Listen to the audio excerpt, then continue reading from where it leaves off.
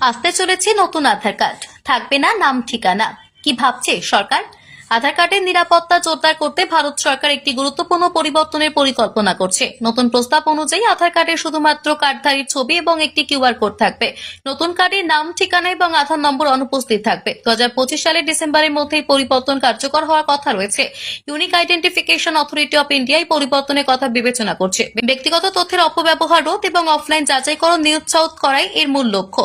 UIDAI এর CEO Bhabesh Kumar একটি আধার সম্মেলনে এই নতুন নিয়ম চালুর ঘোষণা করেছেন। কুমার জানিয়েছেন, হোটেল এবং ইভেন্ট আয়োজকদের দ্বারা অফলাইন আধার যাচাইকরণ বন্ধ করা, দ্রুত বয়স যাচাই নিশ্চিত করা এবং ব্যবহারকারীর গোপনীয়তা রক্ষা করাই এই উদ্যোগের উদ্দেশ্য। তিনি আরো বলেন, আমরা কার্ডে অন্য কোনো তথ্যের প্রয়োজনীয়তা নিয়ে প্রশ্ন তুলছি। যদি আমরা আরো বেশি তথ্য প্রিন্ট করি তবে অপব্যবহারের সম্ভাবনাও বেশি থাকে। নতুন ডিজাইন করা আধার কার্ডে শুধুমাত্র ছবি এবং একটি কিউআর কোড থাকবে। এতে সমস্ত প্রয়োজনীয় তথ্য নিরাপদে সংরক্ষিত থাকবে, যা গোপনীয়তা বাড়াবে এবং বয়স যাচাইকরণ প্রক্রিয়া সহজ করবে। আধার আইনে অফলাইন যাচাইকরণের জন্য কারো আধার নম্বর বা বায়োমেট্রিক ডেটা সংগ্রহ, ব্যবহার বা সংরক্ষণ নিষিদ্ধ।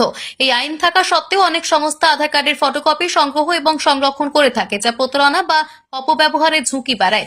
এই সমস্যার সমাধানের জন্য সমস্ত আধার তথ্য গোপন রাখা হবে, যা অফলাইন যাচাইকরণ কার্যকরভাবে বন্ধ করবে এবং ব্যক্তিদের ডেটা সুরক্ষিত করবে।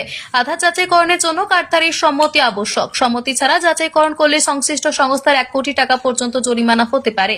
বায়োমেট্রিক বা ইলেকট্রনিক ফর্ম যেমন ওটিপি, আঙুলের ছাপ বা আইরিস স্ক্যানের মাধ্যমে সম্মতি দিতে হবে। শুধুমাত্র ইউআইডিআই অনুমোদিত সংস্থা এবং ব্যাংকগুলি আধার যাচাই করার অনুমতিপ্রাপ্ত। ব্যবহারকারীদের তাদের বায়োমেট্রিক ডেটা লক করার বিকল্প রয়েছে, যা শুধুমাত্র ওটিপি যাচাইকরণ সক্রিয় রাখে। আধার ডেটা অপব্যবহারের ক্ষেত্রে মোটা অঙ্কের জরিমানা হতে পারে।